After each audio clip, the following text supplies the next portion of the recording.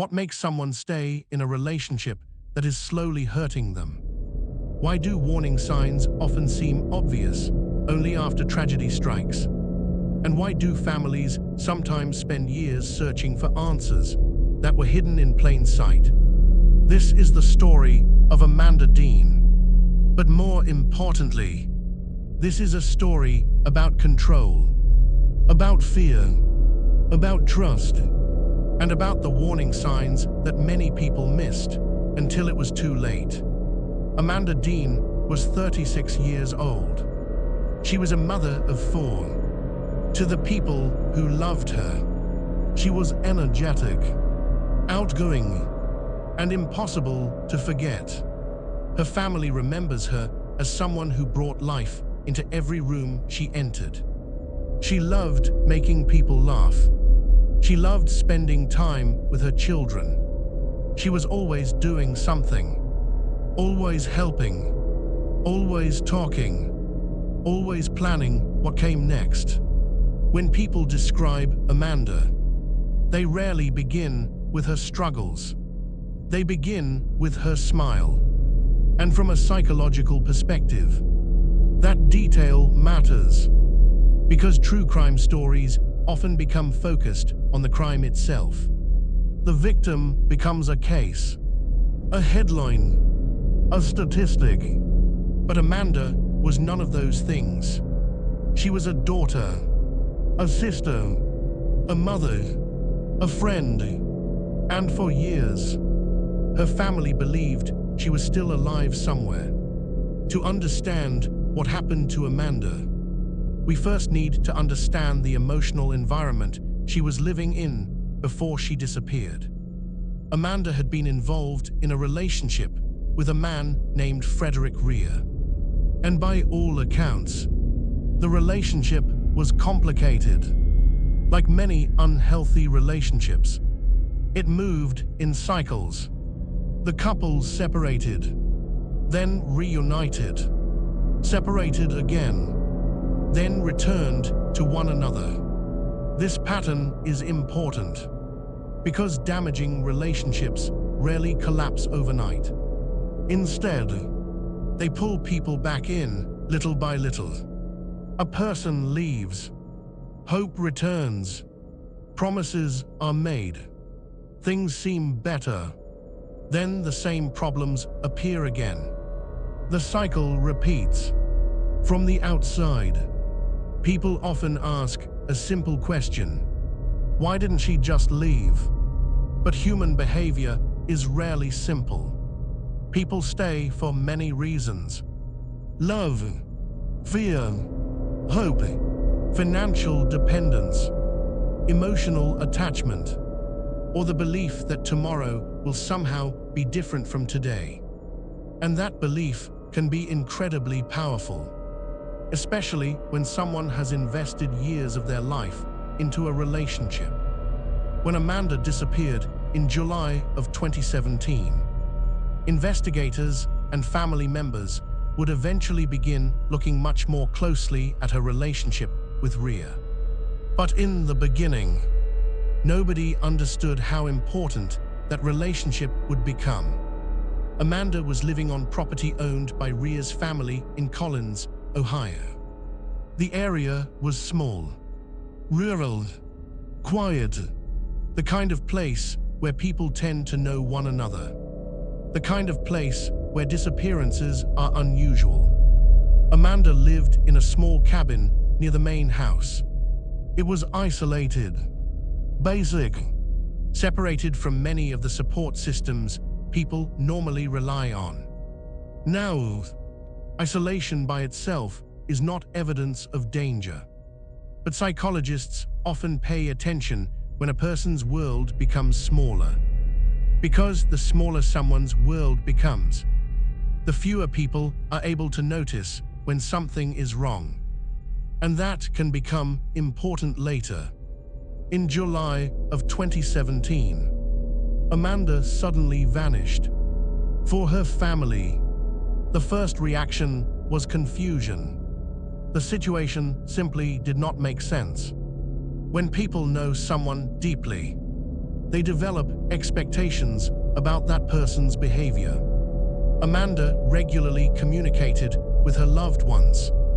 She stayed connected. She cared deeply about her children. She maintained close relationships. Then suddenly, there was silence. And in missing person cases, silence can sometimes become a warning sign of its own. One of the first people to become concerned was Amanda's sister. A message suggested Amanda had left, but something about the explanation felt wrong. The people closest to Amanda sensed what investigators often call behavioral inconsistency. The story did not match the person.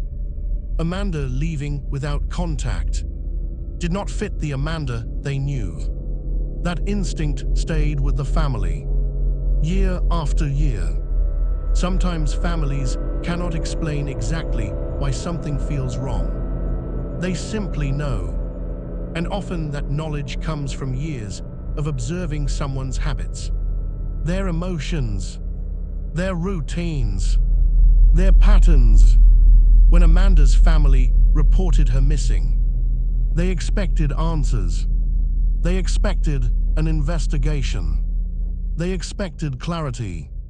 Instead, they entered a situation that would trap them emotionally for years. Because shortly after Amanda disappeared, authorities informed the family that Amanda had supposedly been located. They were told she was safe. They were told she was being cared for. They were told she was alive. Imagine the emotional impact of hearing those words. One moment, you fear the worst. The next, you are told everything is fine. Relief takes over. Hope returns. Trust follows. And psychologically, trust can be incredibly powerful. Amanda's family believed what they were told. Most people would. When information comes from authority figures, people naturally assume it is accurate. Psychologists refer to this tendency as authority bias. We are more likely to accept information when it comes from someone we perceive as credible. The Dean family was not being careless. They were acting exactly as most people would. They trusted the information they received. But over time, cracks began to appear. Days became months. Months became years. Amanda never called. Amanda never visited. Amanda never contacted her children. And now the family found themselves trapped between two competing realities. Reality number one: authorities said Amanda was alive. Reality number two: everything Amanda had ever been suggested something was terribly wrong. That psychological conflict created years of emotional suffering. Because if Amanda was alive, why wasn't she calling? Why wasn't she contacting her sons? Why wasn't she speaking with her mother? Why wasn't she reaching out to her sister? The longer the silence continued, the harder those questions became. One of the most heartbreaking aspects of this story involves Amanda's children. When a parent disappears, children often search for explanations. Many blame themselves. They wonder if they did something wrong. They wonder if they were abandoned. They wonder if they were forgotten. Those questions can leave emotional wounds that last for years, sometimes for a lifetime. Amanda's family struggled with similar questions, and the information they were receiving only deepened the pain. Because they were repeatedly led to believe Amanda could contact them if she wanted to. Think about the emotional weight of that idea. It shifts attention away from danger and toward choice.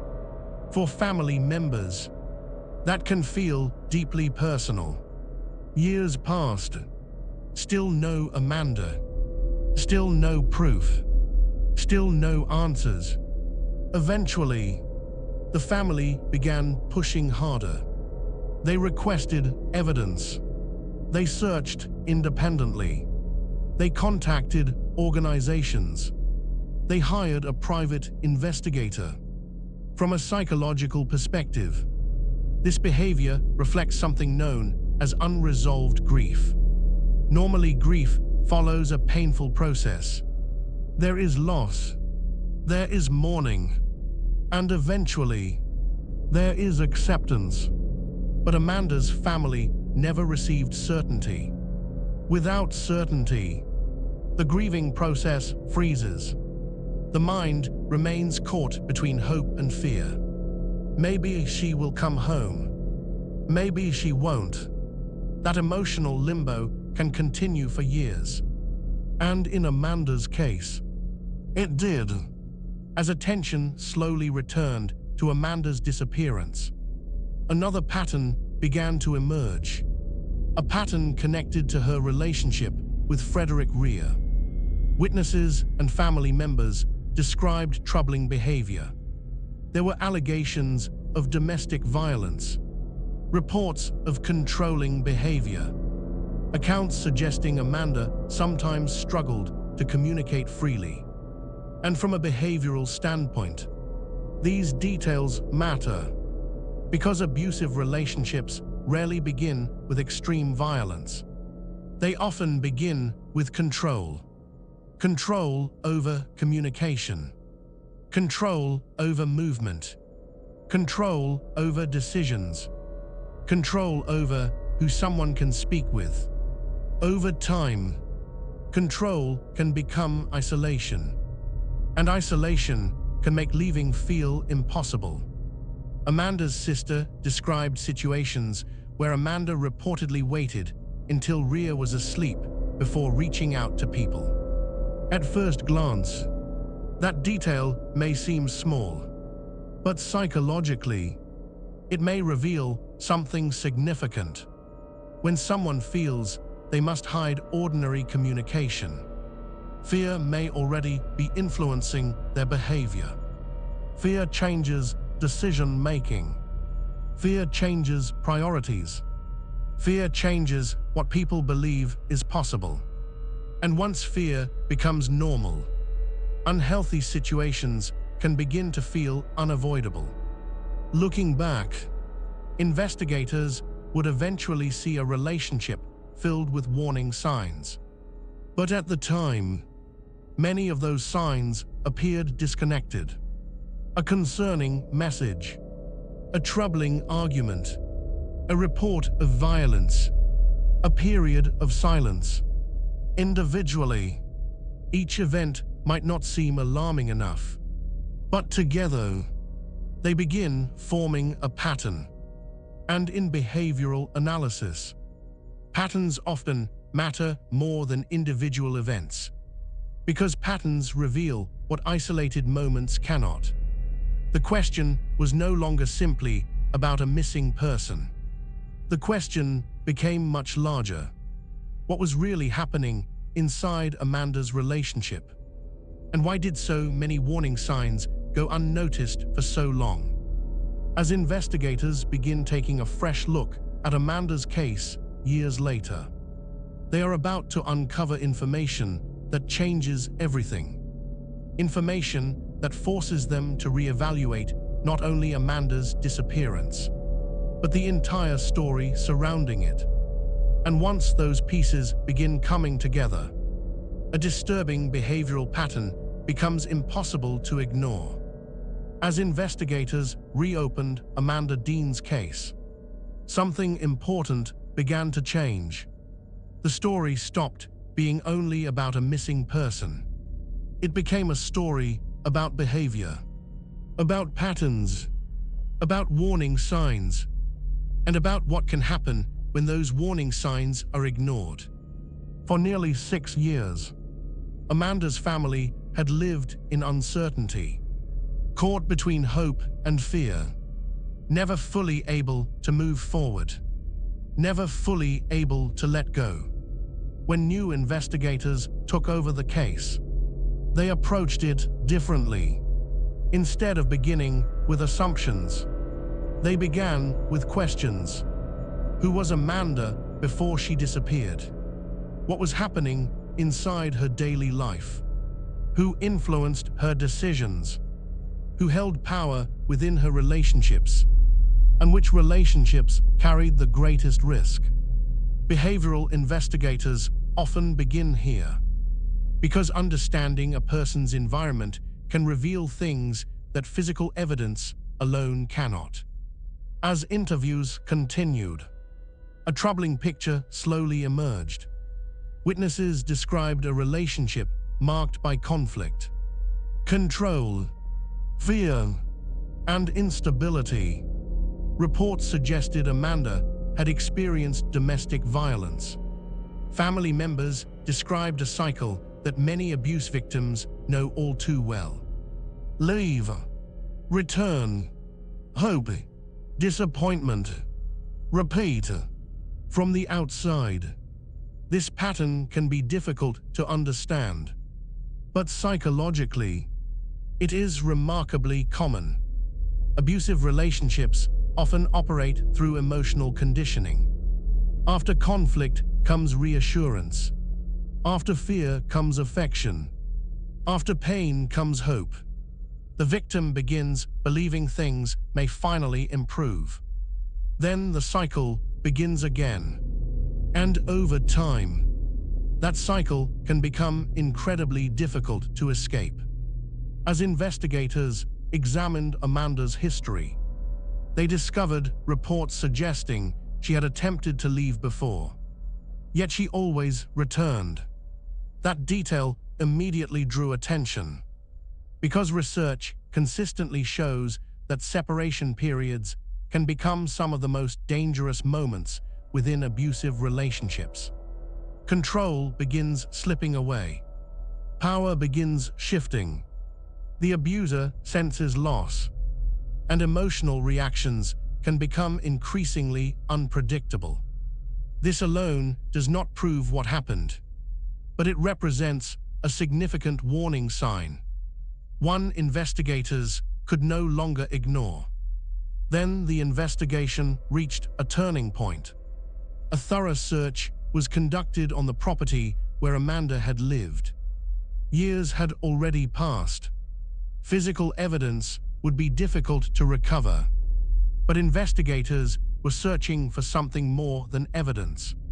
They were searching for consistency. Consistency between statements. Consistency between behavior. Consistency between facts. And eventually, that search began producing results. Witnesses came forward. People who claimed they had seen unusual things years earlier.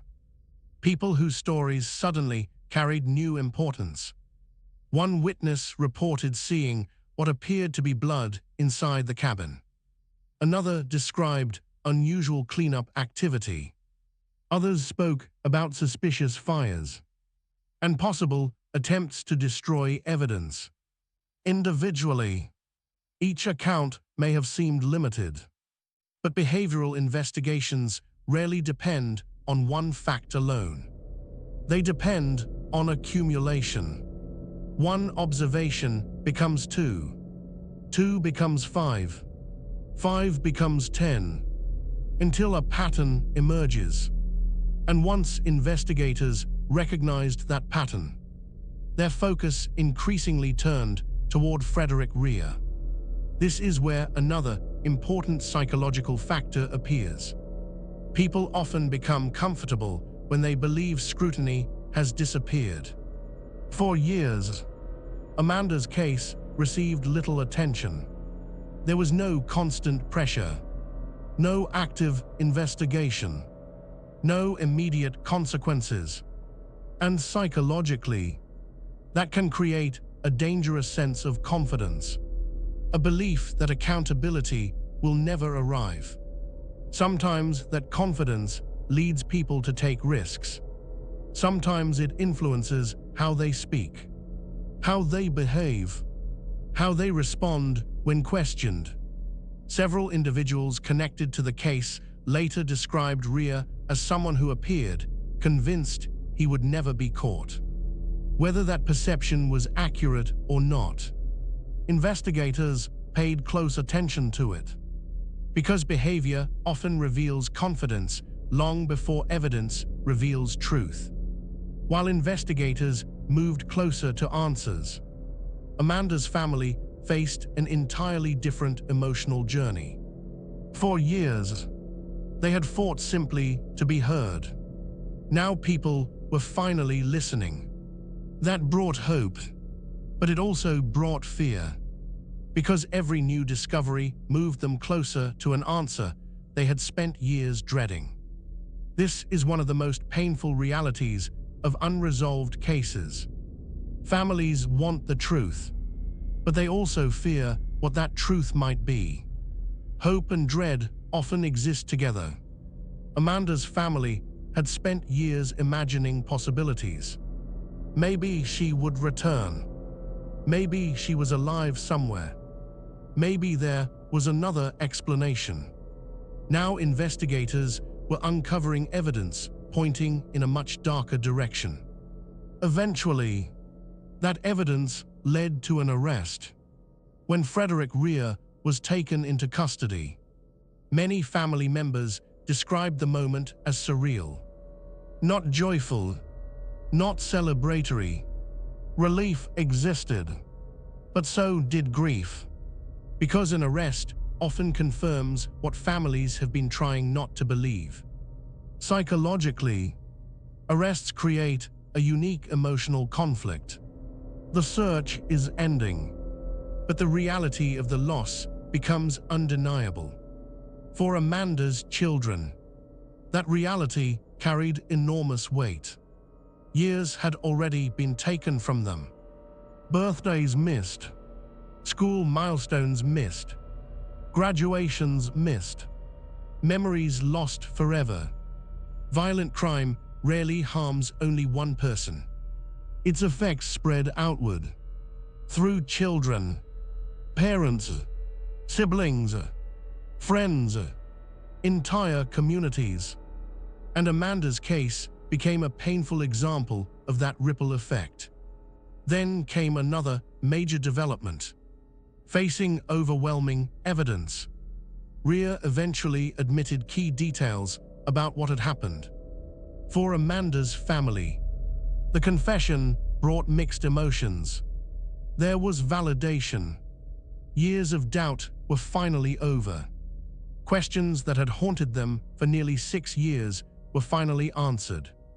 But the confession also confirmed their worst fear. Amanda was never coming home. One of the most haunting aspects of this case is what happened afterward. Amanda's remains were never fully recovered. For many families, burial and remembrance rituals play an important role in healing. A place to visit, a place to grieve, a place to maintain connection. Amanda's family was denied that opportunity. Psychologists often describe this experience as complicated grief. The loss itself is devastating, but the circumstances surrounding the loss create additional suffering. The inability to properly say goodbye can leave emotional wounds that remain open for years, sometimes decades, even after convictions, even after sentencing, even after confessions. The emotional impact often remains, and that reality became visible during sentencing. Family members spoke about the years they had lost, the memories Amanda would never create, the grandchildren she would never meet, the milestones she would never witness. These statements reveal something important about grief. Families do not simply mourn a person's death. They mourn the future that was taken away.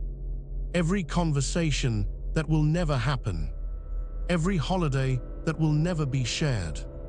Every memory that will never be created. That loss becomes part of daily life.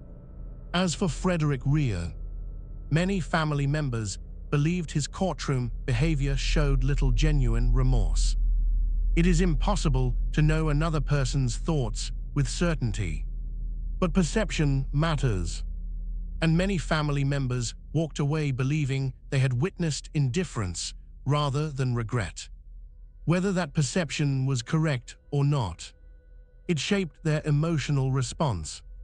Because acknowledgement matters, responsibility matters, remorse matters, and when those things appear absent, healing often becomes more difficult.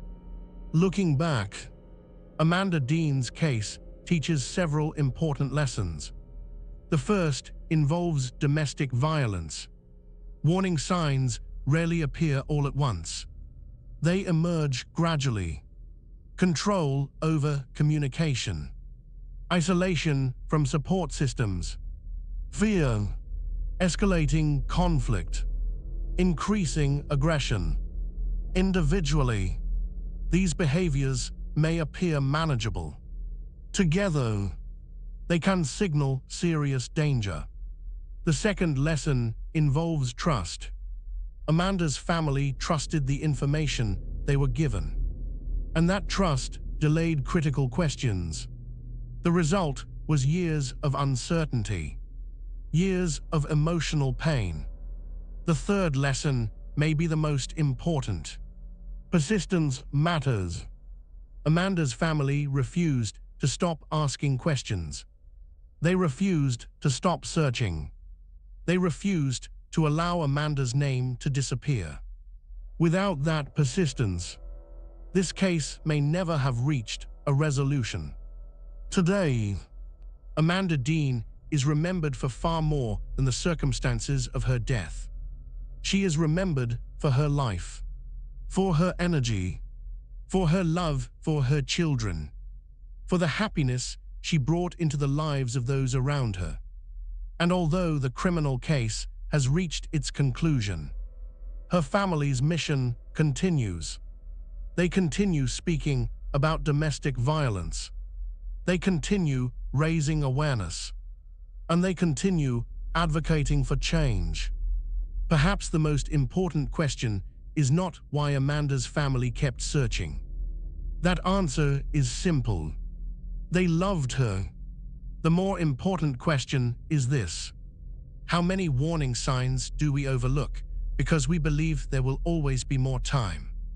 Amanda Dean's story reminds us that sometimes there isn't, and sometimes the behaviors people dismiss today become the answers everyone is searching for tomorrow.